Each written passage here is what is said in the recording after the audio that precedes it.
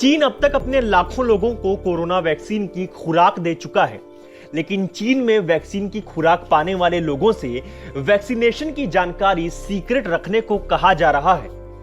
कई कंपनियों के स्टाफ को चेतावनी दी गई है कि अगर उन्होंने कंपनी के मैनेजमेंट के अलावा किसी को इसके बारे में बताया तो उन पर कार्रवाई की जाएगी।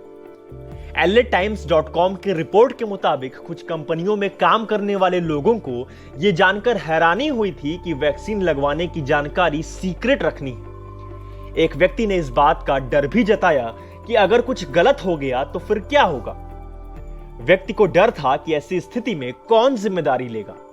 हालांकि चीन में वैक्सीन लगवाने वाले लोगों को यह बताया गया कि उन्हें चाइना नेशनल बायोटेक ग्रुप की वैक्सीन की खुराक दी जा रही है। बता दें कि यह ग्रुप चीन की सरकारी कंपनी सिनोफार्म का हिस्सा है। सिनोफार्म अपनी कोरोना वैक्सीन का ट्रायल यूएई, पेरू, मोरक्को और कई अन्य देशों में कर रही है। अब तक इस कंपनी की वैक्सीन के फेज 3 ट्रायल पूरे नहीं हुए हैं। नाम नहीं बताने की शर्त पर एक चीनी शख्स ने कहा कि क्लिनिकल ट्रायल में शामिल लोगों को मॉनिटर किया जा रहा है, लेकिन विभिन्न कंपनियों में काम करने वाले जिन लोगों को वैक्सीन लगाई गई है उनकी निगरानी नहीं की जा रही है।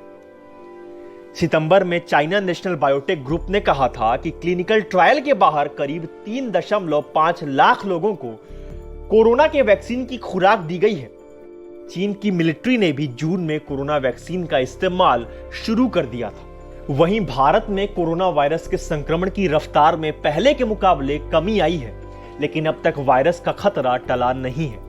दुनिया भर में वैज्ञानिक इस वायरस की काट ढूंढने के लिए वैक्सीन का निर्माण करने में जुटे हुए हैं और इन सबके बीच भारत में वैक्सीन को लेकर एक खुशखबरी आई है। अखिल भारतीय आयुर्विज्ञान संस्थान यानी एम्स अगले सप्ताह की शुरुआत में भारत बायोटेक द्वारा तैयार की जा रही कोरोना वायरस वैक्सीन यानी कोवैक्सीन को संस्थान की आचार समिति के सामने पेश कर सकता है, ताकि अस्पताल में तीसरे चरण का नैदानिक परीक्षण शुरू करने की अनुमति मिल सके। भारत बायोटेक को पिछले सप्ताह drug controller general of India से उसके द्वारा तैयार की गई कोविड-19 वैक्सीन के तीसरे चरण के नैदानिक परीक्षण की अनुमति मिली। भारत भर में परीक्षण आयोजित किए जाने वाले केंद्रों में से एक एम्स दिल्ली भी है। एम्स दिल्ली के सामुदायिक चिकित्सा विभाग के प्रोफेसर डॉक्टर संजय राय ने इस बात की पुष्टि की कि तीसरे चरण के परीक्षणों के लिए प्रस्ताव तैयार किया जा रहा है और कुछ दिनों के भीतर हम इसे मंजूरी के लिए संस्थान की आचार समिति को सौंप देंगे। डॉक्टर राय अस्पताल में कोवैक्सीन परीक्षणों के लिए मुख्य अन्वेषक भी हैं।